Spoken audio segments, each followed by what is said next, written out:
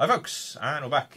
So this week, or right now I suppose, we are going to have a look at assignment 1 in detail, and then after this one we'll have a look at assignment 2, but we'll split that into a different video. We will.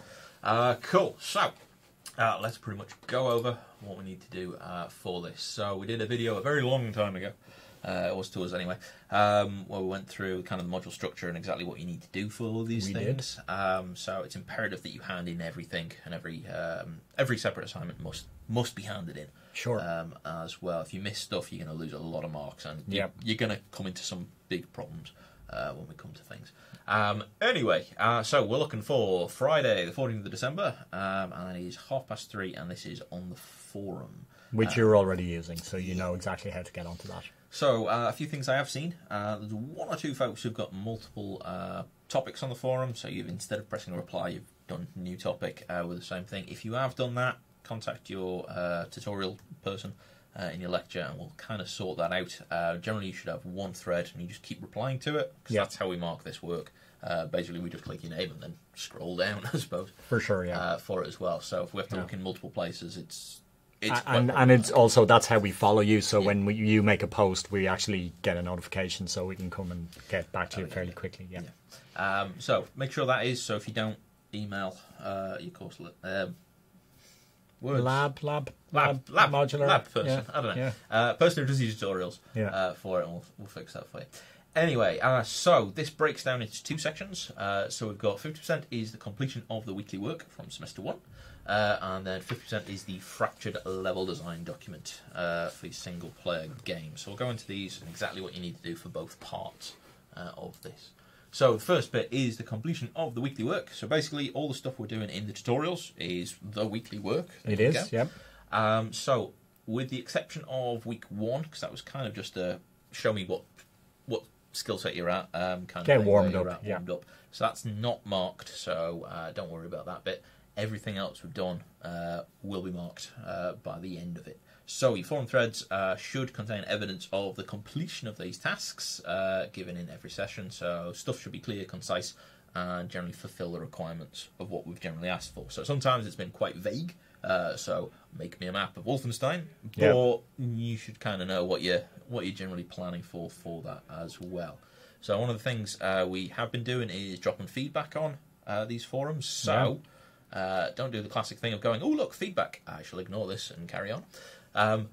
Respond to the feedback, go back to it, don't argue with the feedback, don't really what I mean. But if we said you could probably use some more annotation, it would be nice to see some play-by-plays or things like that. That means you should probably go and do these things as well. So you can't edit what you've already got, but you can just keep posting stuff. And as long as you just put the title of what it is. You can quote bits that, like, from us or your own work and say, this is the bit that I wanted to change. But when we're making suggestions like that, we're saying, good work so far, but I'd like to see a little bit more. So it's all positive stuff. It'll get you more marks while you're kind of going through this as well. And, like, you can go back at any time and add more work as you learn through the next few weeks, and all of the stuff that you've done in labs. You're getting better and better and more familiar with the tools, so you can always go back and add more to your stuff. We love that. We love that sort of type of design. So that'd be great. Okay, so week 1, don't worry about week 1 stuff. It was just a kind of a level down to get you into stuff. So we start from week 2. So this is the Pit Skull development maps. Alongside an escape goat level. So what we really want to be seeing there is a series of maps. Rather than just maybe one map on the escape goat level, or in some cases just the escape goat level. So Piskull's really it's free and it's very rapid, which is why we really like it. I'll show you some stuff in voxels, which is why kind of doing stuff in pixels is really important, because it's fast and then we can transfer it really quickly. Super quick to get stuff working. And it's free. It's a really good design tool because you can literally map something in half a minute and you've got an idea. It's a great thing to do before you get into Photoshop, like, because you can be up and running and you can be getting your work down. You can be doodling your ideas really, really quickly before you ever open Photoshop. And then you can just save them down and put them into Photoshop as well. So it's a good thing, especially with pixel maps. Sorry, my words mixed up. Okay, so that's that one. So we want to see a series of maps, and your kind of final thing, if you can get a link to your playable one as well. I've been playing them. They are quite good as well. Cool, so if you haven't finished that, again, go back, do it. get it done. That's what I'm going to say for all of them. Yeah. So week 3 was the Photoshop level breakdown, again, of a scapegoat. So again, the PowerPoints we had, there's about maybe 7 to 12 images on how you'd actually break down that first level. Yeah. So that's kind of what we're expecting as well. Yours should have a bit more annotation on than the ones we did. That's fine. Just explain what's going through. So you want to be having a play-by-play, so literally a walkthrough in screenshots, and then how you get to each point. Not just here's my image, here's a overlay, no words, no arrows, nothing. Explain what you're doing, even if it's just underneath it or if it's on the image, in the image. Perfectly fine. Just kind of explain that as long as it comes through. So I've seen 1 or 2 where it's like there's maybe 2 images and one huge arrow going through them. It's not really explaining what we're after for it as well, so you'll have feedback going. It would be nice to see. You've just proved you can changes. draw an arrow. Yeah. So make sure you kind of go back and have a look at all of those and include all these things. So one of the hardest things is kind of not just mapping the sort of movement. So when a gear block moves, that's really easy because you can just draw over it. But what happens if there's blocks on top of that? Where do they go to? If there's a conveyor belt underneath it as well. So if you've got more complex levels, figure out what you've got to do for those. So some of the puzzle levels are actually a lot more difficult to map than some of the more mechanical ones. Yeah, sure. For it as well. But just think how someone would recreate that map just using your Photoshop stuff. Yeah, so focus on the triggers, focus on movement. You had nice slides where you're highlighting stuff in green, and then you've got green arrows to very, very clearly show which way blocks move. Yeah. Things like that, and annotation. And zones, Yeah.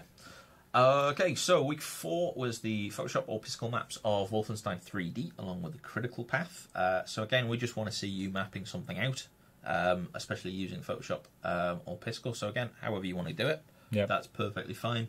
But make sure you've kind of got that, and then highlighting all the cool stuff as well will be nice. Just something a little bit different than a scapegoat. Yeah. And then showing the critical path as well. So it's kind of just showing that you can deconstruct a level that's already been given to you. And Wolfenstein, the first level's relatively straightforward, not too long really. I mean, it's a 30-year-old game, so as well. So I'm quite happy that worked. Yeah. There you go. So week 5, there's no stuff in week 5. This is kind of giving you a chance to respond to any of the feedback we've given you so far. Sure. Before we kind of move on to the last stage, which is actually using something. So I'll show you some new software, and we're going to have a look at voxels. Yeah. So it's basically turning pixels into 3D, which is why doing the pixels is really important, because there's a really easy workflow. So week 5 is good to work on your own levels and start doing up the maps and start prototyping those things, or just go back and do your weekly stuff. Yeah. So we've got stuff to catch up on. You didn't finish it. Week 5's a good thing. So we're not going to be in the sessions, but those labs are still open for you as well. So week 6 will be voxel maps, and we'll cover that, I suppose, in week 6 content. We will. As we go through it. Okay, so that's kind of the 50% of the completion of stuff. So basically all of this stuff should build you up to a point where you can then complete the rest of the assignments and know all the Photoshop stuff that we need to know, and all the voxel stuff when we get to it as well. Cool. So assignment 1, part 2, this is the level design of the single player game, which we gave you out a long time ago. Again, this is just on the forum. So basically when you've done a bit, stick it on the forum. We can give you a bit of feedback or anything like that for it as well. So 50% annotated maps. So again, we're after a lot of maps or a lot of overlays of maps. So you might have one big map, but then you just put different overlays on and show it, sort of thing. So you don't need to do 17 different variations of the same map. No. We're after maybe 1, maybe 2 maps. It depends on height and stuff like that. Yeah, sure. Where it comes to it, and multiple layers and a lot of annotation. Annotation's where everything is. We don't want to see paragraphs upon paragraphs of text. A lot of stuff should be evident within the images. That's kind of the concise nature of maps. Yep. I suppose. 25% on mechanics, and then 25% on beats and pacing, which we'll have a look at in a lot more detail in a few weeks' time. Sure. Because I haven't covered it yet. So we're looking for a series of maps, as I keep saying. So you should have a pixel map and a minimum for your things. For sure. It pretty much shows you can scale out a map, which is kind of the point why we're doing this. Bubble maps, really useful as well. I actually find bubble maps a lot easier to make than pixel maps, because you can just splash them out really quickly for it. And then more detailed maps would be great in addition. Again, I'm going to show you some 3D stuff in the week 6 tutorials with voxels, so you can actually transform pixels into 3D as well. Critical path is essential. All the games, every level in all those games have a critical path. For it, and basically show all the maps showing anything that's important, so pickups or secrets or doors, traps, anything like that, puzzles, triggers. Enemy locations. For some games that might be a bit tricky. So some games like Mirror's Edge, they're generally always in the same place because that's how the game works. But for other things like Gears, there's just going to be a horde of them in a place. So figure out some way of maybe just showing that. So maybe just an arrow to a thing going, there are 6 wretches here. And this is what their weapon loadout will be. That's perfectly good for us. Cool. So every map should have an annotation as well. So you shouldn't have a map which is devoid of anything. No, and remember your scales as well. Just tell us it's going to be X meters. Or if you're doing pixels, 1 pixel equals the player scale. Or anything like that. But no weird stuff like this is how far you run in 0.8 seconds. Or anything odd like that. No. You may laugh, but we have seen it. We have seen some bonkers stuff. Okay, cool. So I'm going to go through that, and we'll go through the other ones. So if you have a look back at the week 3 videos, myself, I believe these go over quite a lot of bubble maps in these things. So again, this kind of very simple way of putting things down in kind of the smaller the bubble is, the less kind of important it is, or less intense action it is. And then the bigger it is, the more interest is going on. So it's not necessarily representative of the actual scale of the area. It's more showing the actual scale of the interest. Its importance in terms of gameplay. So a lot of this will change as you go on through things. Like Big's a boss fight, 1 is opening a door. So stuff like that is a really good place to start, because it's literally, where am I going to go? I'll just write down the numbers and then kind of draw some circles in this kind of thing. This sort of starts getting a bit more detailed. So again, kind of the same video, went through a bit more detail, and you kind of start blocking out maybe shapes of things. Again, they may not be the actual shapes of it. You may need a bit more detail. So here, I've got a bit more detail here and here, but in the middle bit, it's... actually, in the map, this is the UAC map. This is like a huge amount of spiralling corridors and weird things outside. So it's actually really difficult and relatively pointless to show at this stage. When we start moving on, more detail. Again, annotation on all this stuff, just explaining where everything is for it. So this is one Dave did in his critical path one, which again is exactly the same thing. He's just expanded these kind of central areas to actually show all the rest of the routes. Again, the same things. It's the same list of stuff which happens through these as well. So just more detailed build up. So don't go, oh, here's my bubble map, I'm going to have one, I'll just finish it off and hand it in. Have multiple stages of it, because someone can see a nice build up of what you're thinking, and then if you've missed something out, it's a lot easier to spot it earlier on than it is when you've completed everything and everything's all. But it's still the a very clear start, moving through the sequence of how the player is going to go through that critical path and ending at the end point. Actually mapping stuff when you've got that critical path laid out in numbers is really easy, because it's like, oh yeah, what happens next, rather than is it left or is it right or is it which way am I looking? And we're doing 8 now. Cool. Then critical path. Again, kind of things, just again a little key there. So the critical path is in green, and then locked doors that require something are in blue. Again, I probably have that list of things, or at least whatever's pertinent to unlocking the doors.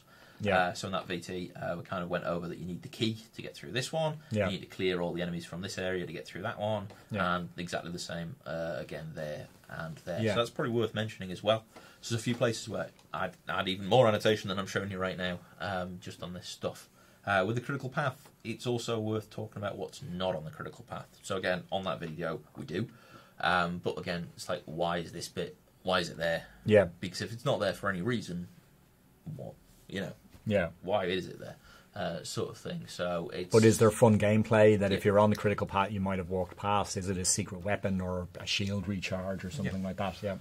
So secrets and anything else to make the rest of the game easier as well. Some stuff like that. So again, in Doom, 2016 version, there's a lot of places where you can actually get weapons maybe a level or 2 earlier than they would be on the critical path. So it actually helps a lot, and you can upgrade those a lot faster if you do so, if you just go a bit of exploring for it as well.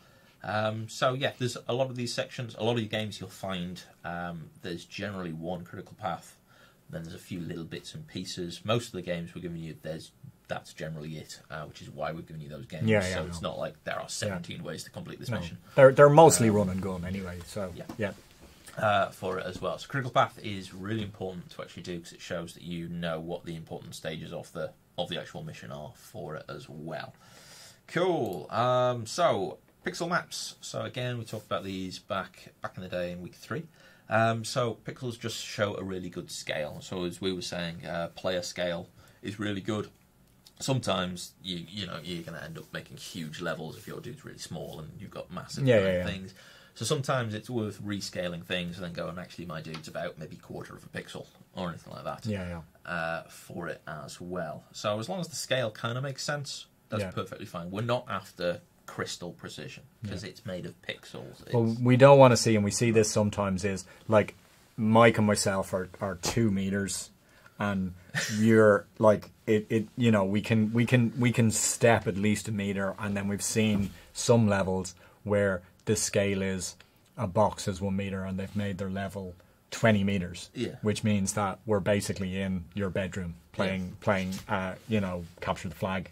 So make it believably big, but also don't make it too big that it's going to take 20 hours of the player to get there. So kind of exactly that example is kind of what happened with this pixel version of the USA. Again, the USA is a big map. It's a monster. So this is kind of me half finished. But I'll show you what I've done in the first bit in a bit more detail. So this, it will take time. That probably took me about an hour to kind of rough out the ideas of it. I just haven't got around to finishing it off. Yeah, for sure. Sorry about that. But again, I just add more detail. But the more detail you add, the longer it will take. So this is not something you can do in an afternoon. No, for sure. This will take you a good few days to actually get it, and then you'll go back and then kind of redo it. So in the next few slides, you'll see this pixel version. When I change it, changes quite a bit, just to add some more detail when I actually go back and re-see it. But again, we're not after crystal precision because it doesn't help us really that much. It's just kind of that you get the general line. Just make it realistic, So again, when we start breaking stuff down like this is a really good way of actually doing maps. Is just doing breakouts of them. So again, this part of the internal section of the UAC is really good just to break down because actually it's more than a player starts, get the shotgun. It actually breaks through. There's tons of narrative little points between it as we're going through. So A to I as we're going through there as well. So it's good stuff to talk about. You can even do the critical path on these sections as well. Loads of fun gameplay happening all there. As well. Cool. So we'll move on. We're going to show you how to do voxel maps probably in the week 6 tutorial. But it's basically transferring your pixels into this 3D space. It's a really simple process to start with, and then it can get more complex depending on how much fidelity you really want. So you can probably see here I've made some changes between my original map, my kind of new flavoured map as well. But the general shape hasn't changed. It's just I've added more detail in this actual combat for sure. Section in there as well. There's stuff I haven't added, which I probably would add in other stuff. So I haven't got any of the pickups for ammo or health crates in there, which again is stuff we'd be looking for. For sure, But just do it on different maps. I'm just showing this for the 3D realm for it. So when we put it into 3D, we've got different views and perspectives. So sometimes you can end up occluding areas. So it's sometimes worth just showing the opposite reach from that as well. But because a lot of these games occupy vertical space, this is going to be really important to kind of just show off this kind of stuff. When we've got something really small like this, again, this transfer kind of, actually getting this into the voxel program took literally a second, but then editing it out takes a little bit more time, just depends how much more detail you want in there. But it's quite clearly evident that doors are blue and other stuff that's going on is in yellow, and I'd probably just write another section. Your key hasn't changed in any shape or form. Your colour codes are all exactly the same.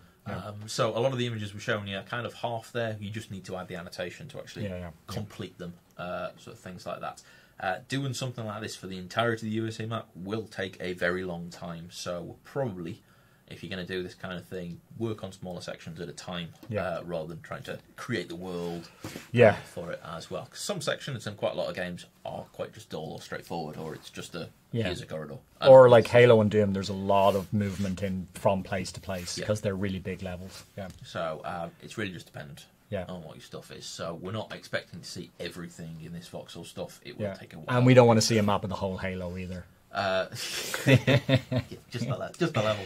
Yeah. But kind of break it down. Make sensible choices, and if you're confused by that, just ask. Yeah. I'll give you an answer Yeah. as well. And I mean, start with a room when you're Yeah. learning this stuff and see how much that is going to take time and effort, and that'll give you a general indication of how much time it's going to take you to build out a bigger level. Yeah. Okay, so that's kind of the map section for it. So more maps, the better for it as well. But again, all this is going on the forum, so we're not after 200 reams of paper that's going to be somehow... No, jacked lots of into there. maps, lots of annotations. Yeah. That's kind of it. So the mechanic discussion, if you have a look at video 2.1, so Bradley did a really good job of kind of going into a lot of depth with there. So it's basically just making sense of what's going on. So we've got a character who gets a pickup who can then break through a wall.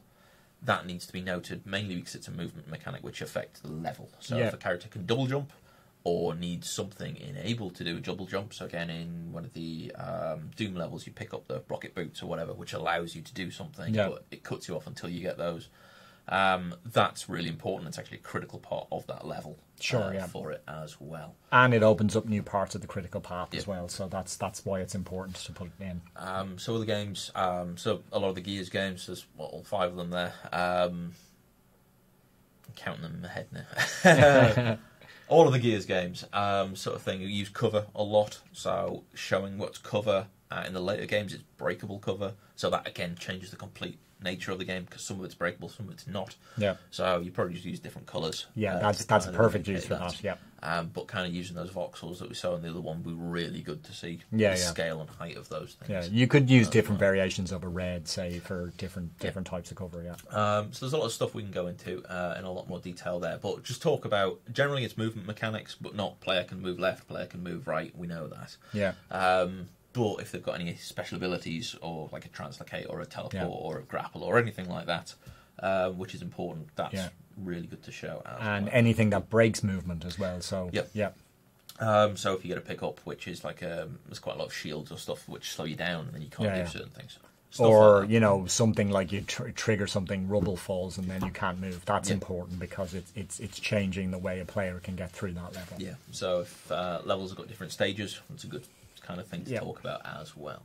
Cool. The last bit, we haven't really looked at beats and pacing, so we will do it in a future video in a lot more detail, because there's a lot going on in these things. Basically, it's a diagram, or kind of more of a weird graph in a way, which kind of indicates intensity and narrative points in a single player timeline. Yeah. So it ends up looking something like that, which looks a bit all over the place. So that's actually for pretty much the first half of a game that I did the other year for it. But it's basically just mapping where the interest's happening, sort of peaks and flows and troughs. And then that one's just mapping actually critical paths in each phase of the game. This could line up very nicely with that 1 to 12 that we were showing you in early maps, and it's just what's happening maybe emotionally to the player at that time. Yeah. So they can be different for a lot of different things as well. Yeah. So we'll fill you in a bit more detail, a lot more detail, in sort of a 20-minute video on how to do for sure, things, as well, probably in the week 6 stuff. Cool. Yeah, okay, so things not to do. So last slide on this. So we've asked you to kind of make your own maps. That's what we want to see. This is why we showed you how to do pixel maps. Partly because it shows us that you can scale something correctly, or get a good outline of general shapes and things like that, and partly because they work into voxels straight away as well. If we'd asked you to go rob something from the internet and show us what you'd done, be different modules. There's it's useless doing that, so don't just rob a map from somewhere else, mainly because we've seen most of them.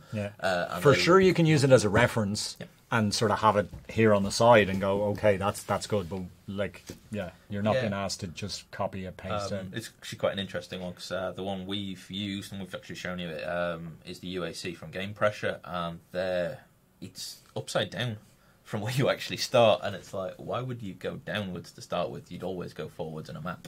Is it because of hell?